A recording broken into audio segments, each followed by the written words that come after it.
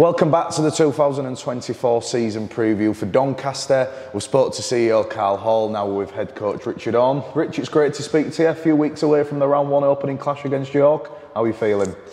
Yeah, excited. Looking forward to it. We're prepared. You know, we've trained really well. We've had a bit of a break coming into this start of the season, which has helped because we did pick up a few little bumps and bruises in them Challenge Cup and 1895 games, which we learnt a lot from. You know, it's given us a lot to go at for this round one.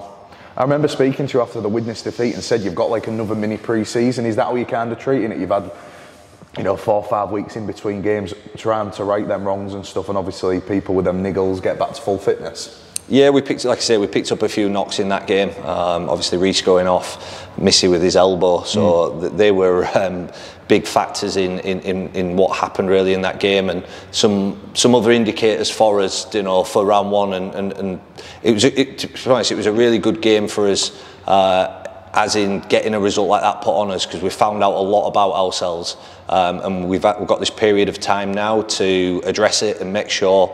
Round one, we're good to go, and we fixed them little areas that we've needed to fix up before the start of Championship. I know we are a few weeks away from round one, but how are the lads who were injured? What's the update on obviously Missy and Reece? Yeah, they're all coming on really well. Obviously Missy's going to be a little bit longer than probably what Reece is due to the factor of the injury of the elbow being dislocated, but it has gone back. It did go back in. He's just have it in a bit of a brace and had it in a half pot and a brace, so it won't be too long before he's coming out of that. And Reece's rehab's going really well, and we're hoping that he's going to be ready for round one. That'll be a big boost, won't it? Because when I was speaking to Carl, then these experienced players who we've brought in ahead of the Championship, they're going to be crucial, aren't they? The likes of Reece, Craig, all Paulie, people like that. Yeah, it's going to be huge for us. We aren't the biggest of squads. We've got 27. Within that 27, we've got 2 young kids who we've given opportunity, so looking at it, they're kids who we want to try and develop within the group, and a bit of a project for us moving forward. So looking at as a really strong 25.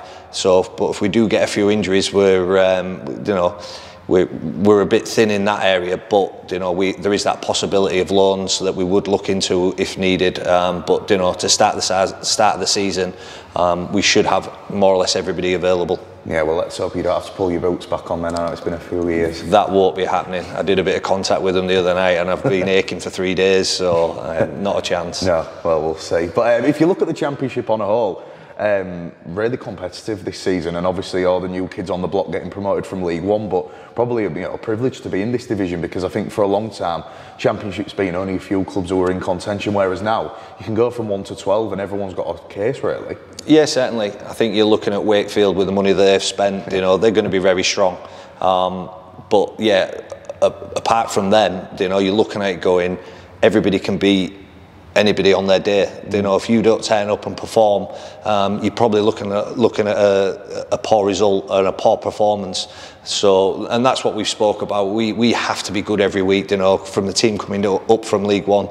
Yeah, we've recruited some experienced players, but we're still going to have a target on our back, because with that League One team that's just come up, and everyone will be looking at us to maybe get a scalp, but we'll be ready for it, and we'd expect that, and looking forward to it. I think as well now with this new IMG era that everybody's talking about, as much as you look in the here and now when you look to 2024, but as a head coach and as a CEO, when we spoke to Carl, it's them long-term plans now, isn't it? You're in this division, probably now cement yourself, get off-field right, because it's the whole club ethos, and that's where you've got to improve. It's not just on the field anymore, is it? So it is exciting times, but a bit of unknown territory as well. Yeah, look, the big thing for us is sustainability, and especially in this division. So it's so crucial that this year we have a really good go at making sure we maintain Championship, because I believe if we can do that, again, we'll grow and build. We'll bring in more players. The club will grow. It's probably its fan base on the back of that. So then investment comes in, and like I say, it's that snowball effect of growing the club and doing it at the right pace and the right tempo, and making sure Carl will make sure that the off-field things are done properly, and we've just got to make sure that the on-field results are happening. And for you as a head coach, obviously it's a tougher division, but you must be excited about, you know, testing yourself against coaches like Andrew Henderson, Darryl Powell, you know, who've been there and done it at the top level. It's probably a marker for you now as well, isn't it? Yeah, certainly. It's the unknown. You know, coaching wise, being in League One for a long period now, and you know, it's different. You know, League One, you've got them rest periods to, you know, make them adjustments with the squad. Championship, it's week in, week out. You can't really dwell on probably what's happened, only a short period of time, but it's all about looking forward, because you've got maybe 2 sessions to get it right before the next team. So, you know, time with the boys is going to be really crucial and critical in the midweek, but also making sure that they get the recovery, because it is a long season.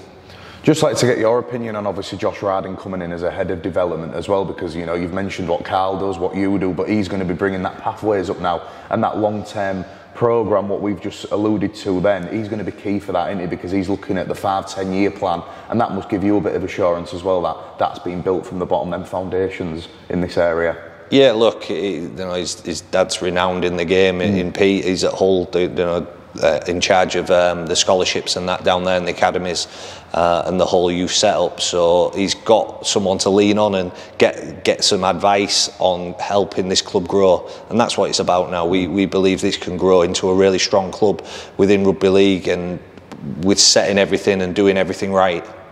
I know if I asked you now, perfect scenario of obviously at the first time of asking, get promoted to Super League or do whatever, but as a coach, what is your aim for this season, for this club as a whole? Obviously you've mentioned a bit of a skinny squad, you've got some young players, but for Doncaster, what's a perfect scenario for you, of course, without being too over the top? Look, we'd be looking mid-table. You know, I believe that with the players that we've brought in, we can achieve that. Like you say, we need a little bit of luck throughout the season in injuries and making sure everybody stays on the field, because if we can do that, and I think all the other teams will be speaking about it, if we can have your strongest team on the field for long periods of the season, I've got no question that we'll be a force in the Championship.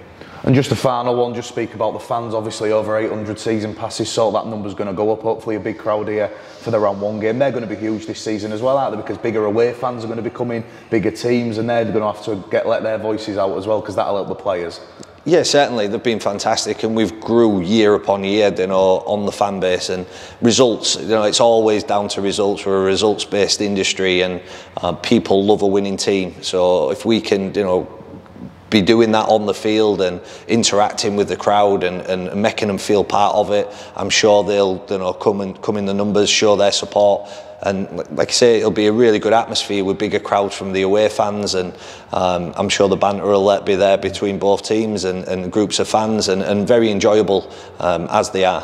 Perfect. Well, Rich, thanks for speaking to us, and best of luck for the season. Cheers, thank you.